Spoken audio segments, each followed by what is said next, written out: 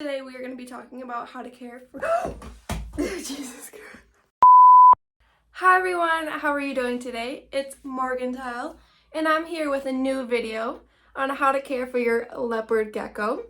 Today I have Mochi. She is one of my 5 leopard geckos. She is probably one of my most active ones. She is always at the door waiting for me. She's about 3 years old, isn't she just a cutie? But other than that, let's get on to the video. First things first, enclosure. So you would want 10 to 20 gallons for one leopard gecko. It is not recommended to keep more than one gecko in the same cage because it could cause aggressive issues and territorial issues. But if you have to, keep an eye on them just in case if something were to happen, a lot of fighting, biting, just something you don't want your gecko to go through. Too large of a tank for your gecko can often make them stray away from their proper heating. So you want to make sure it is, I recommend a 20 gallon because it's large enough but small enough for just one gecko to be in to get the proper heating. 3 hideouts are required in their tanks. 1 for their humid hide, which helps them with their shedding, 1 on the warm side, and 1 on the cool side. You can use artificial or live plants in their enclosure to add a nice decorative touch. I use artificial just to be safe. I have at least 3 or 4 plants in there, and they usually like to crawl around them, and it just makes them feel more at home, in my opinion. The second thing on the list is temperature. The best way to heat their enclosure is using a heat mat or heat tape.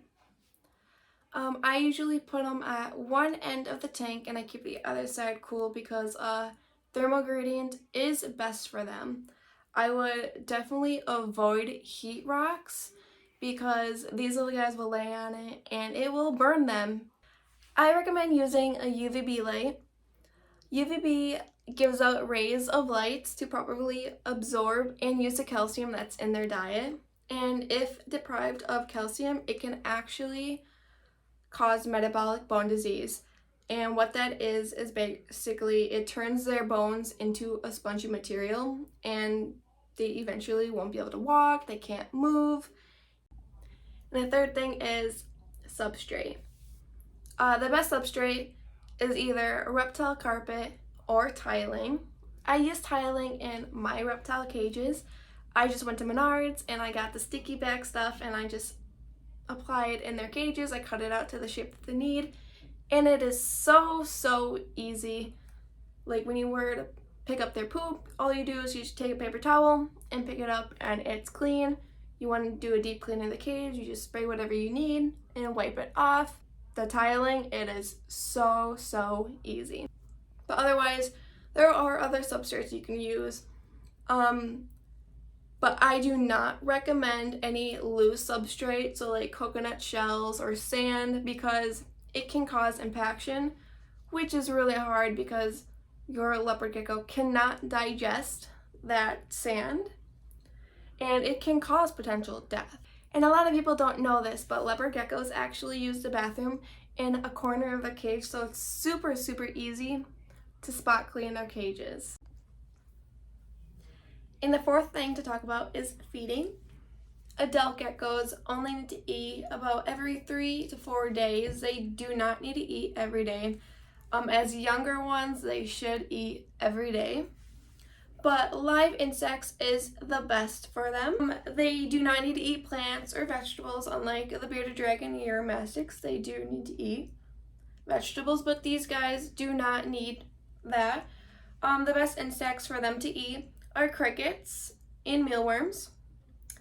For a little treat, you can feed them waxworms only once a week. You do not want to do it every day because it is very addicting for your leopard geckos. When feeding your geckos insects, be sure to powder your insects with calcium dust. The calcium will help your gecko get the right nutrients that it needs. And that UVB light that I also talked about before will help that absorb into their body a lot more, and it will prevent them from getting metabolic bone disease or any other vitamin deficiency. And as of water, just leave a nice shallow dish for them to drink out of, lay in. But you don't really have to do anything special. No drops are needed for water. And the last thing to talk about is handling. In general, you don't want to handle your geckos on a daily basis because it could cause them to get very stressed out. When you're handling them, it is important to stay close to the ground in case they were to jump or fall off or anything, because you don't want them to hurt themselves. And you never ever want to grab them by their tail, because if they're threatened, they can detach their tail.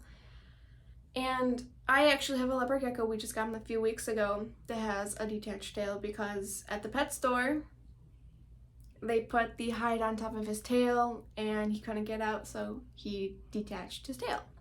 And I hold my leopard geckos on a daily basis. I will sit down with them for like 15 minutes or so, and I'll just let them crawl. I take turns with each of them. They are super easy to tame. When you pick them up out of their cage, when you're getting them, just let them sit in your hands, let them crawl.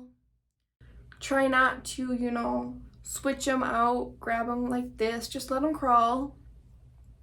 Let them smell you, lick you, and it's just the best way to handle your leopard gecko. And that's the end of the video. I hope the video helped you with the care of your leopard gecko, or help you decide if a leopard gecko is right for you. Anyways, have a good day, everyone. I hope you enjoyed. Like, comment, subscribe, and we'll see y'all next time.